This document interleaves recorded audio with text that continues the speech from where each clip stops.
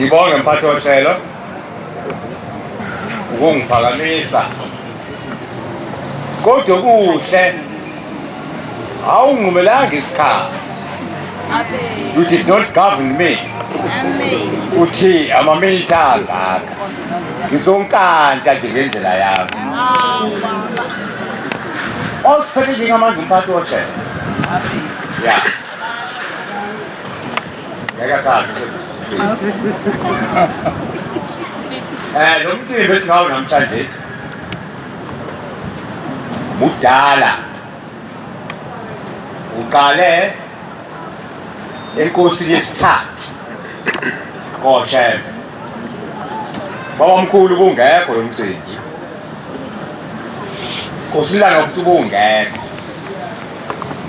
Waqala enkosini yangayezulu inkosi yesithathu. Emva kokuthi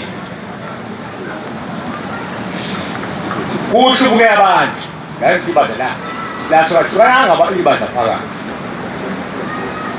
Now zihamba no 90%, asithi 95% or 5% ephambili. More 95% multiplied by 250,000. Uzothola ukuthi bangakabantu abahamba ngophela inkosi langa shintshe ibhanti ibandla lo. Kodwa lokho million 250,000. Ngoba wamkhulu ngo-1935 ibandla lishiye lu-30,000. Ngesikhathi esincane sika-25 years kodwa ibandla laba u-30,000. Kanti inkosi langa u-30,000 yaliba u-250,000 kodwa u-million. Kwase kuthi u-95% wahamba nenkosi yesithathu.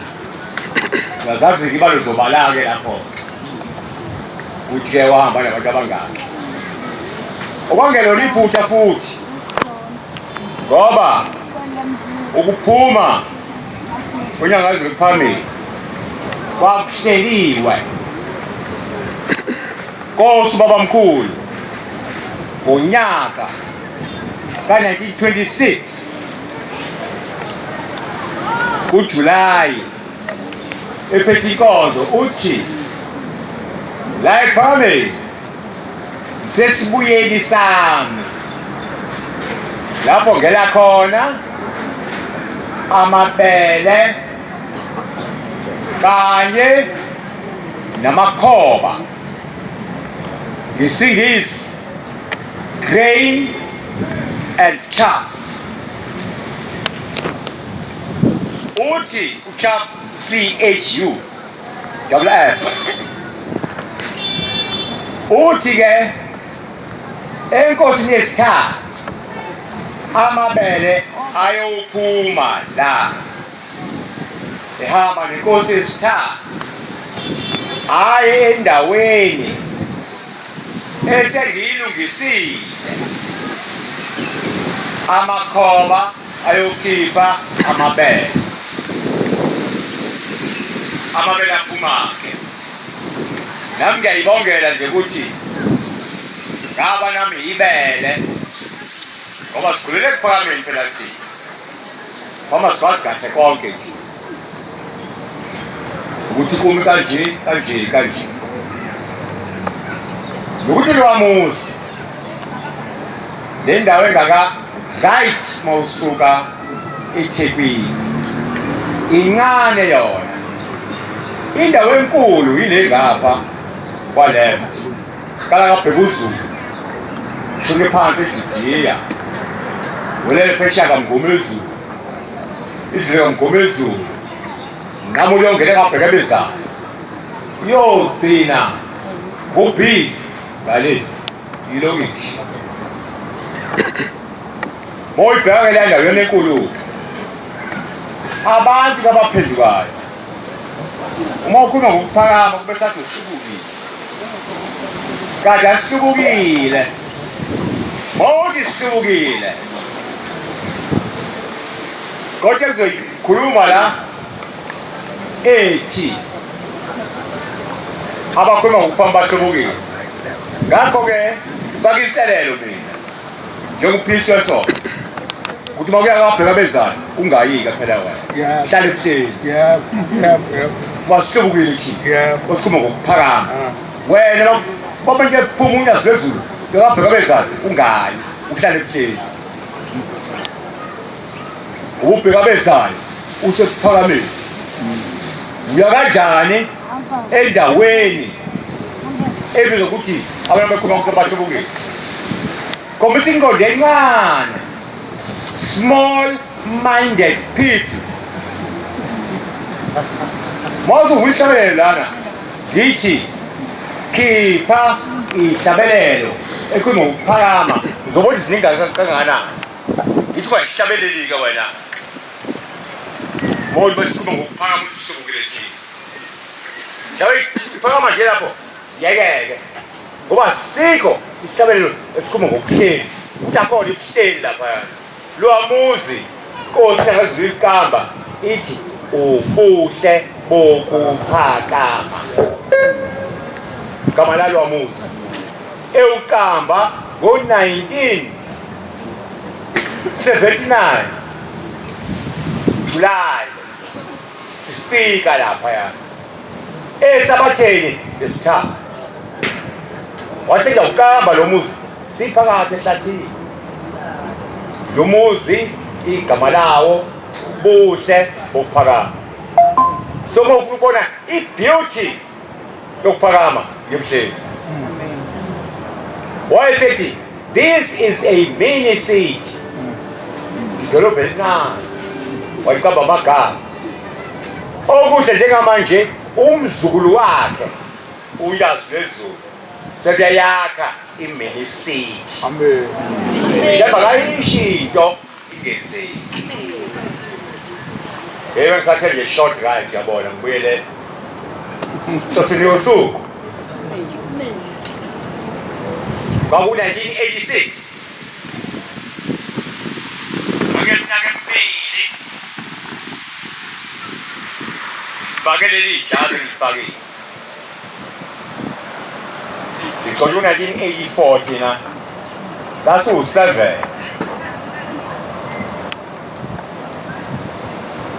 kwakuwuDlamini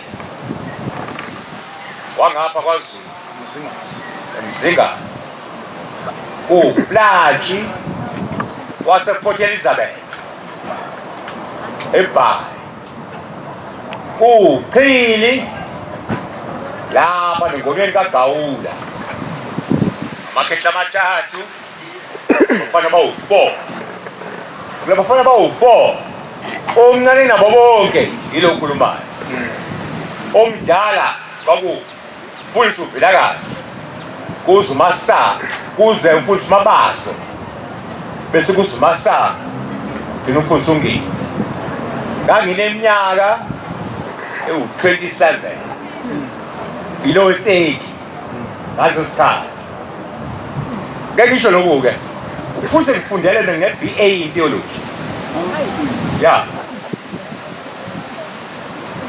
okunye-ke angikazi mina ngibe umshumayeli angikazi ngibe umvangeli ngathiwa ngiyibhungu laphaya ngezandla kodwa yikho into ongangitshela ngayo lapha ekushumayeleni nala evangelini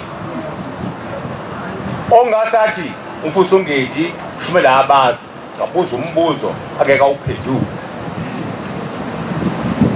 ngabuza ukuthi lapha encwadini yokungcwaba efundwa umshumayeli uthandaza kangaki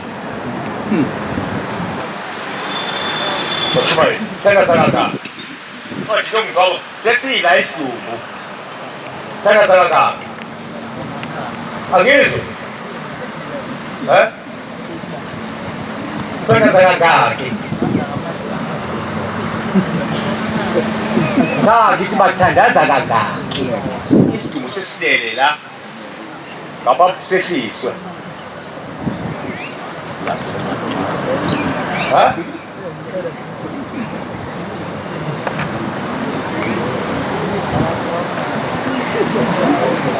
nithandaza kangaki kaleve Hawu umfundisi mina ngiyazi bathandaza kanjani lapha uma ufunda le ncwadi ukuthandaza 7 times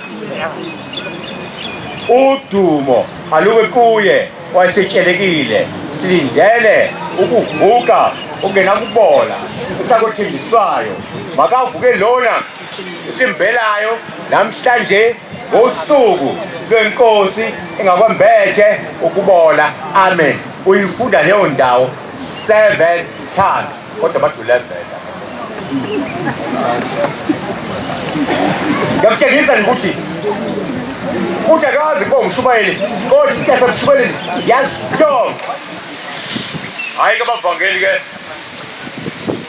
bozikahle babekwela ku-1978 sokunikala zonke sokushumayeli yazi kwenziwani emvangeleni bese ngizala la ngikhona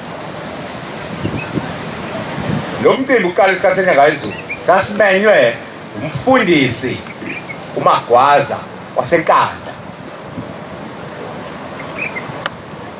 ezokwemukela amabandla isekethe yonke yasenkandla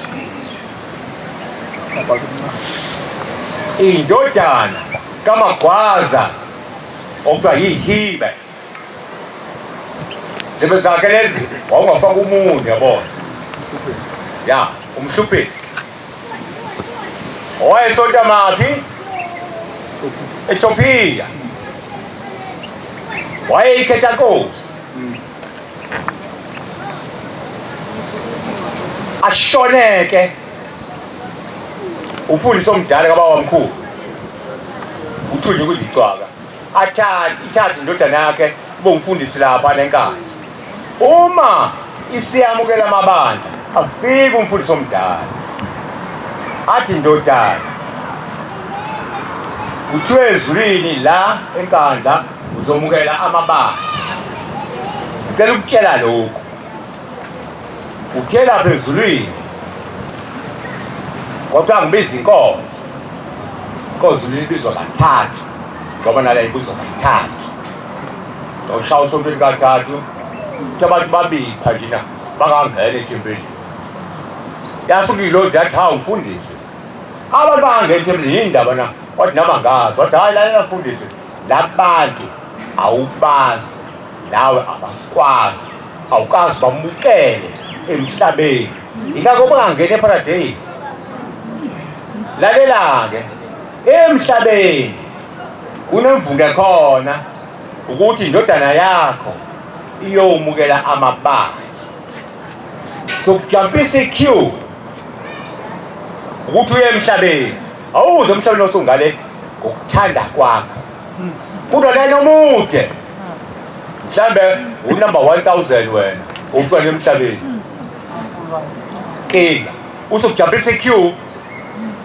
uguqulelwa umcimbi kube owakho ophinda wenze owakhe wayesenza-ke endodaneni wathi lalela ndodana ezulwini abantu abangenanga ngizotela ukuthi umcimbi wokumukela amabandla udlulisele kimi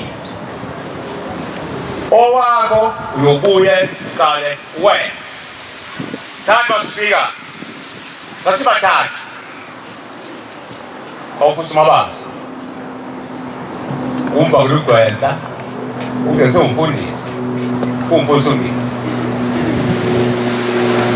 siye enkandla simemele umfundisi masifika enkandla singene sipake imoto abesithi-ke bafundisi lawo evangeli uzalisele lapha endlangasela la eshisa khona impela wayesiyabika kuyise wataba abafundisi benanga ezulu yaba nomvangeli benze emcimbini wakho baba njengoba sengibatshele ukuthi lo mcimbi akusewona owami owakho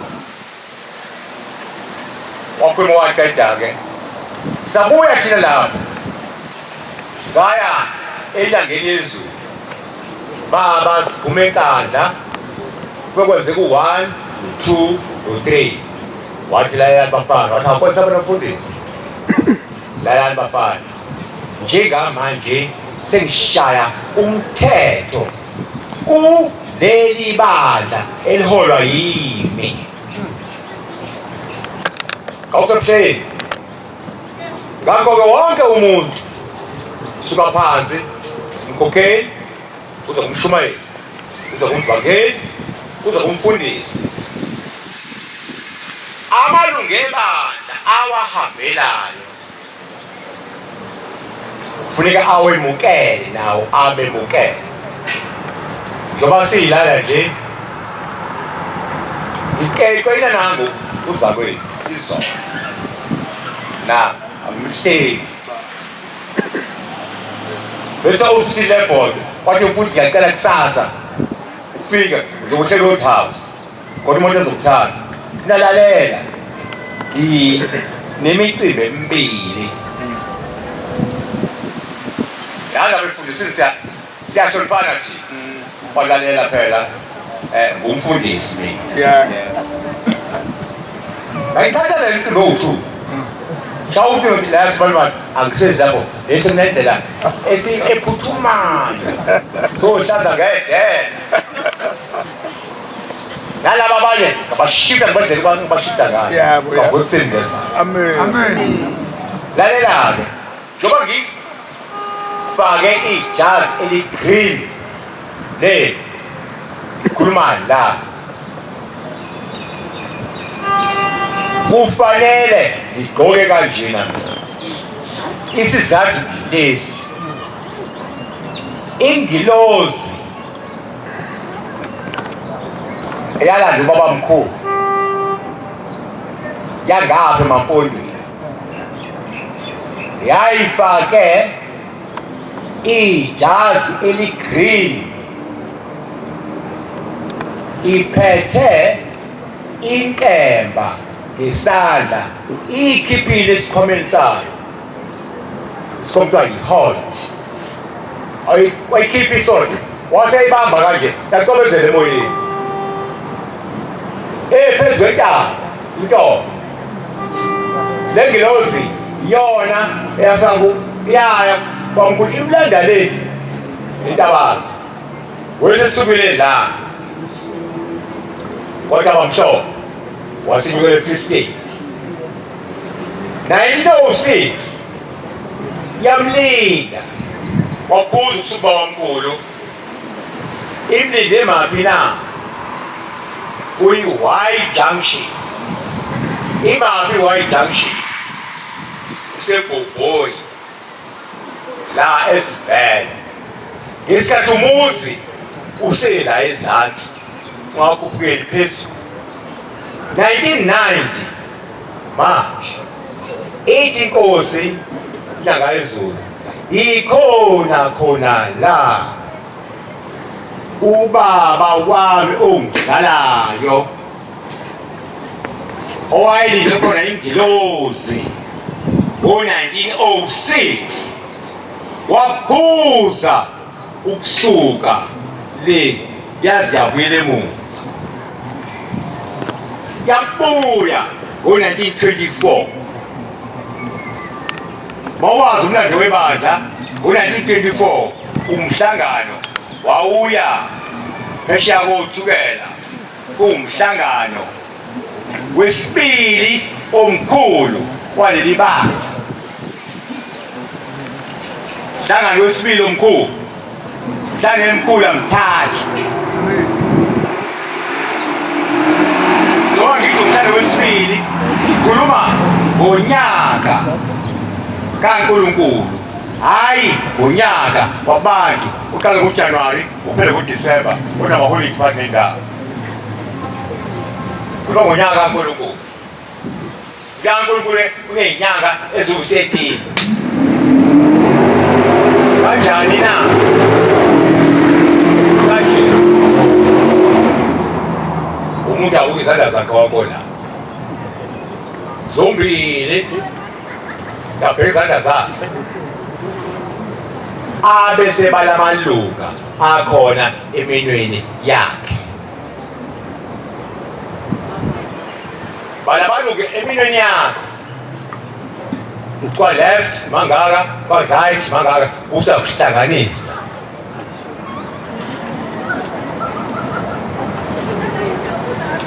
ya u14 ngala lo14 ngala bese kuphuma u28. 28 uyini? Inyanga onyakeni kaNkulunkulu. kaNkulunkulu inyanga eziwu13, inyanga yensuku eziwu28. Ayikho inyanga eno29, 30, 31. 29, 30, 31 lezi inyanga lezi ezathiwa yigebengu. Igebengu zavela ngapha ko-Europe nako-England, bathatha inyanga ka-13 bayihlakaza bayenza uhlweza, base bethatha iy'nsuku bayishutheka lapha nalapha nalapha nalaphaya ukuze kwakhe ini? Izinyanga eziwu-12 ezilingana nse nezithixo zasemaromeni eziwu-12. SiseGreece sithunywe uThixo, bathi eGreece thina siney'thixo eziningi ey'ngaphezu kwezasemaromeni. Isho iGreece. Engisho ukuthi ingako ngithi ngomhlangano wesibili, angisho October nawo umhlangano. Mina njengomphisa kufanele ngikhulume ebudedengu, kuthiwa ngesingisi reckless talking.